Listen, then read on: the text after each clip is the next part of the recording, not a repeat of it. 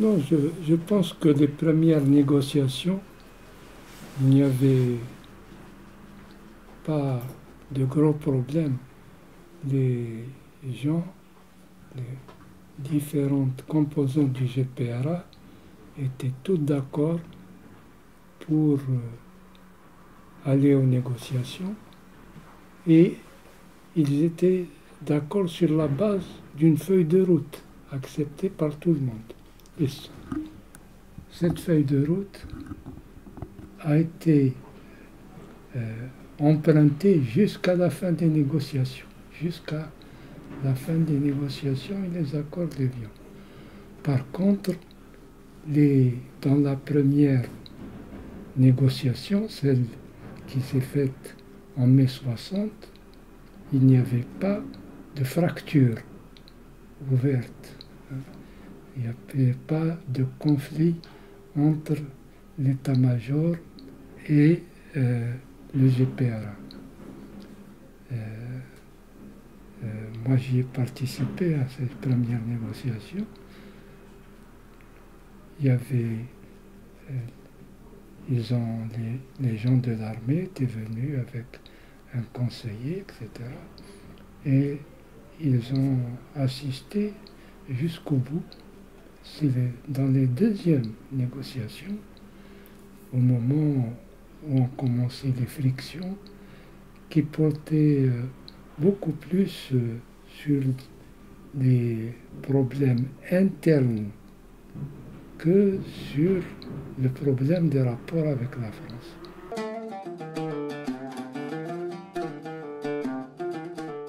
Dans les premières négociations, c'était toutes les composantes de la révolution qui sont sorties du congrès de la Soumam étaient présentes. Tout le monde était représenté. Il y avait les anciens du MTLD, les anciens de l'UDMA, les activistes, tout le monde était là. Il n'y avait vraiment aucun problème sur la désignation des membres. Par contre, lors des secondes négociations, celles qui ont eu sous la présidence de Ben Khadda, les anciens membres de l'UDMA en ont été exclus. Il y avait de nouveaux représentants du gouvernement, par exemple, pour les activistes, il y avait Krim a toujours été les premières et les secondes. Il y avait Abdallah Ben Tobel, il y avait Yazid, il y avait beaucoup de gens. Pour la préparation technique, il y avait une commission qui a été créée par Francis en 1959, qui a fait beaucoup de travaux. Et il y avait également l'expérience des négociations tunisiennes et marocaines. Or, il se trouve qu'un certain nombre des cadres techniques qui ont participé aux négociations ont été des hauts fonctionnaires chez les Tunisiens ou chez les Marocains. Donc, ils étaient préparés, ils avaient derrière eux l'expérience de la Tunisie et du Maroc.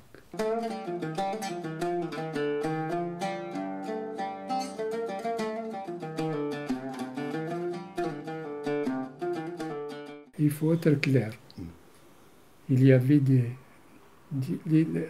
l'armée craignait que le projet français de force locale, d'une force locale de 30 000 hommes, finisse par se substituer à l'armée de libération.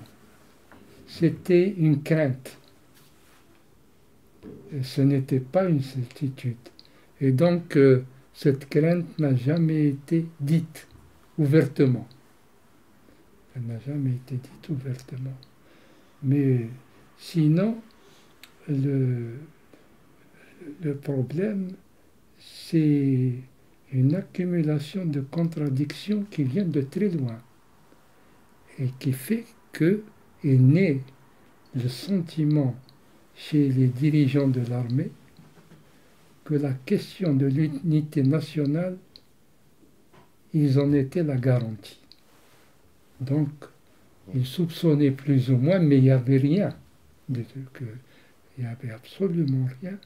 La- les autres composantes du gouvernement ont suivi la feuille de route avec laquelle l'état-major au départ était d'accord.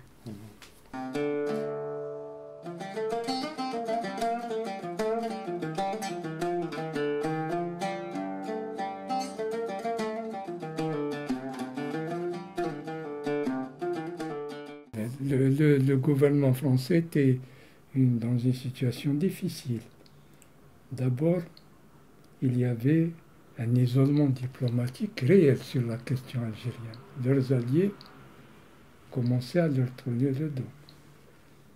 La deuxième chose, c'est une volonté de redéploiement de la France dans d'autres sphères, particulièrement en Europe, et puis l'acquisition d'une force militaire, c'est-à-dire la force atomique, qui puisse en faire un égal dans les débats internationaux des autres occidentaux.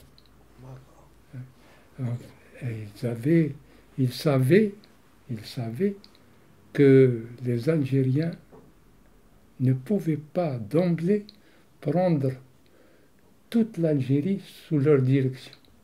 Et donc, ils ont négocié une partie de l'avoir, une présence de la culture, et d'autant plus qu'il y avait la négociation s'est faite et s'est conclue sur la nécessité de la présence européenne. On ne touche pas à la présence européenne. Or, les jeux dans l'armée française, face aux initiatives de De Gaulle et de la création de l'OAS, ont tout faussé. Les Algériens en ont bénéficié.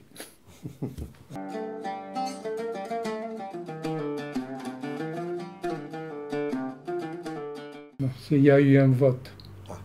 Dans ce vote, il y a eu 4 voix contre.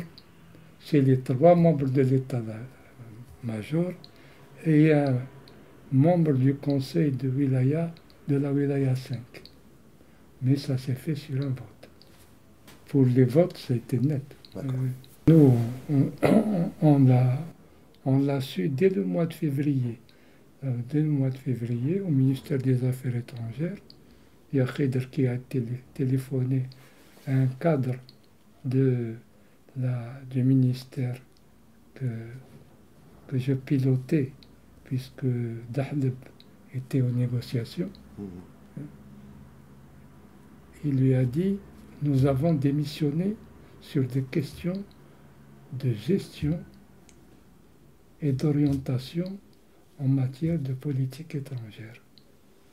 Il a téléphoné à l'un d'entre nous pour lui dire « Ne démissionnez pas, on arrive ». C'est comme ça qu'on a su qu'ils avaient conclu, on était en février, qu'ils avaient conclu l'accord.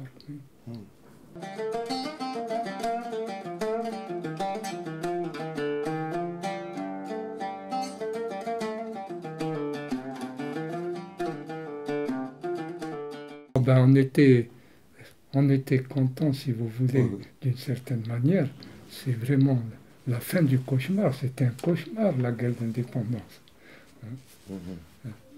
Mais en même temps, nous étions très désorientés par les questions qui se posaient et dont on ne savait pas comment elles allaient être tranchées. D'autant plus que dans la mesure où le CNRA n'a pas conclu à Tripoli, la question était celle du rapport de force matérielle. Et dans le rapport de force matérielle, il était évident que l'alliance Ben Bella et les dirigeants de l'état-major avaient de grandes chances de l'emporter. Seulement, ce qu'on craignait, c'était une congolisation, parce que les forces de l'intérieur n'étaient pas prêtes à laisser la place comme ça. Et je dois dire qu'on a échappé de très peu à la guerre civile.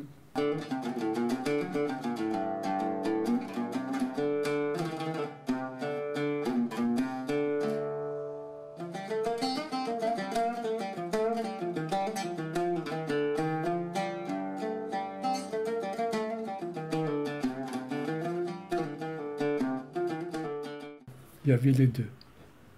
Il y avait les deux. La question sur laquelle ils se sont séparés, ce n'est pas sur les questions idéologiques. Ils ont tous adopté le programme qui a été rédigé par une commission dont je faisais partie. Tous d'accord. Seulement, c'est le résultat, l'accord sur ce programme, c'est le résultat entre des forces qui chacune attendait que l'autre se démasque le premier. Donc ils ont tous voté le programme. Donc on peut dire qu'il y avait des divergences sur le programme que un des dirigeants les plus connus, Farhat Abbas, a exprimé après en disant c'était du mauvais marxisme, du marxisme mal digéré, etc. Mais il a voté. Voilà. Chacun espérant qu'avec le temps et les négociations, il y aurait des déplacements de force qui aboutiraient à un autre programme, celui-là. Donc, mais les égos étaient là. Ouais. Les égos étaient là. Ils étaient présents. À certains moments, ils ont pris le dessus par rapport aux objectifs de la souveraineté.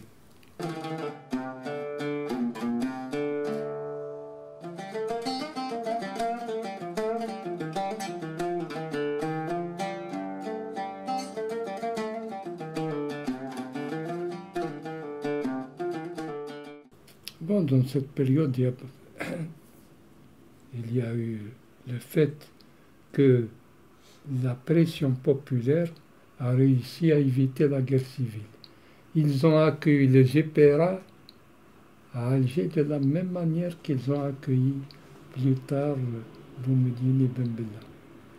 Et leur présence était une présence de type positif. Dans certaines régions, ils ont barré le chemin à la confrontation en se mettant sur la route, en bas. Mais La ils se sont couchés, la population s'est couchée sur la route pour qu'il y a eu une confrontation, mais la catastrophe qu'on craignait n'était pas arrivée. La population a sauvé, et puis la crainte que les Français interviennent à nouveau, parce que les accords d'Évian commençaient à être mis en question par l'occupation de biens français, par la disparition de Français, etc. Et là, il y avait une grande peur, celle de voir la France mettre en action son armée. Et je dois dire que les Français ont été très patients.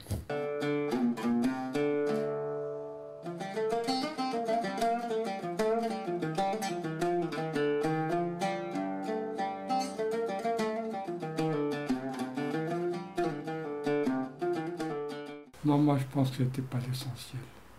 En général, les gens ont exagéré. Il y a eu des tentatives, des encouragements à des gens pour gagner le maquis au moment où les choses étaient en train de se résoudre. Ça, dans les enquêtes que j'ai faites dans la région de Skikda, c'est un fait manifeste. Voilà. Mais l'envahissement, c'est un mythe. C'est un mythe qui permet de ne pas regarder une donnée importante, c'est que à l'intérieur, ils n'ont pas réussi à créer une armée. À l'extérieur, quand ils sont rentrés, c'était le droit de celui qui possédait les armes sur la population. Ce qui signifie que le terme de guerre populaire est un point d'interrogation.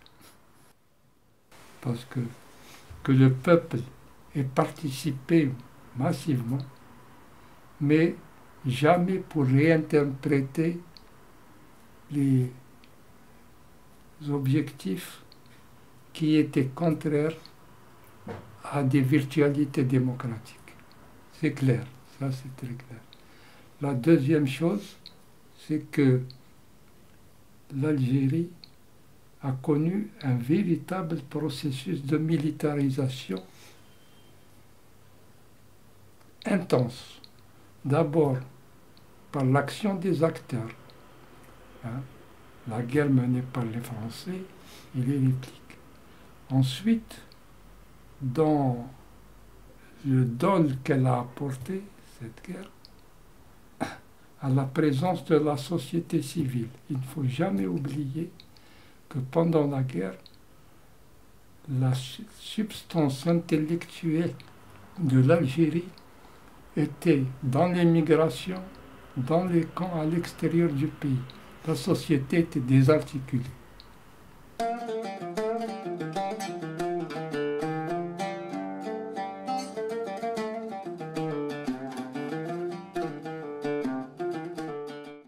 Non, il y a eu des atrocités et tout, mais il y a eu aussi un souci de bloquer ça très rapidement. Ça s'est fait à un moment donné. Il y a des gens qui mettaient des harkis en prison pour leur éviter d'être lynchés, dans beaucoup d'endroits. Il y a des endroits, par exemple, moi, dans les enquêtes que je fais, dans la région de Tlemcen, ils avaient ouvert un camp et ils y avaient parqué les harkis. Or, il y a un officier qui était venu chercher des parents à lui. Il les a sortis. À ce moment-là, quand il est parti, le chef du camp a libéré tous les harkis. Il leur a dit, foutez le camp et allez dans d'autres régions que votre région d'origine. Alors il y avait une certaine mobilité des populations.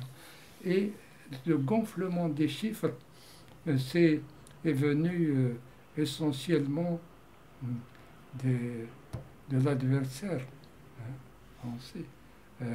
On a eu le même phénomène. Par exemple, en France, à la Libération, les premières évaluations étaient à 100 000 victimes civiles au lendemain de la Libération. Quand les enquêtes ont été faites, on a trouvé qu'il y avait 10 000 victimes. Mais ça signifie que dans le jeu politique, des partisans de la guerre avec les Algériens,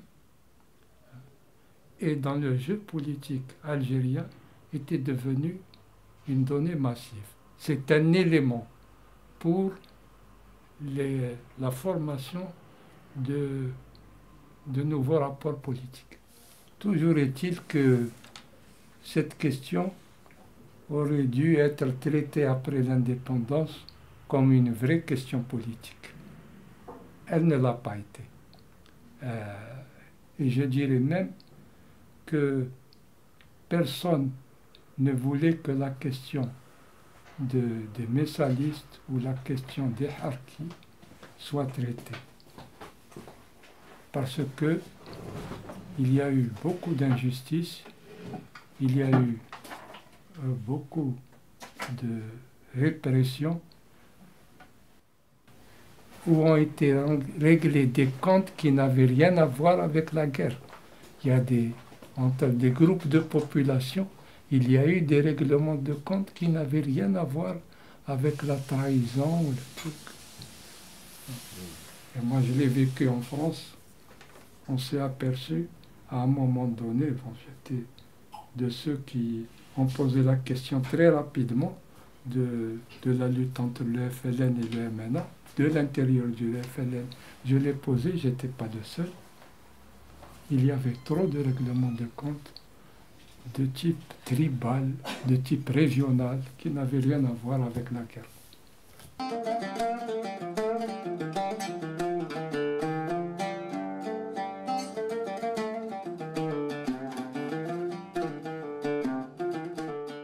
Ah ben, elle était l'axe principal dans la conquête du pouvoir.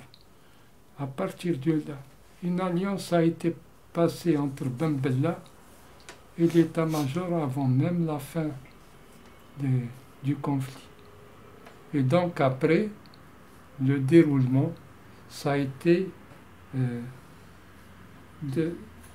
déplacement du rapport de force à travers des compromis successifs.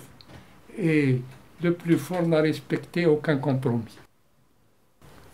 Le plus fort, c'était l'armée des frontières, alliée à Ben Bella. Ils n'ont respecté aucun des compromis qu'ils ont passés.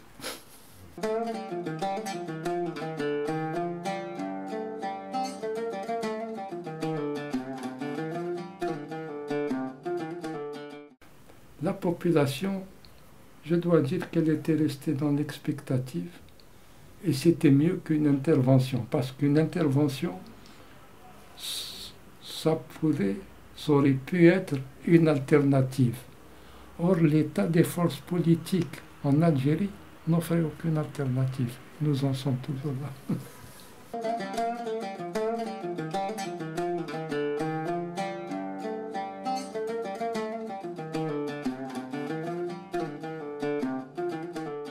Il y a toujours eu un autoritarisme dans les mouvements politiques algériens. Sauf que cet autoritarisme a pris le visage du militaire. Ce qui est de l'exclusion des populations, de la possibilité de choisir leur destin. Mais le phénomène autoritaire a existé bien avant ça en Algérie. La société elle-même renferme une part d'artiste. Avec la militarisation, ça s'est aggravé.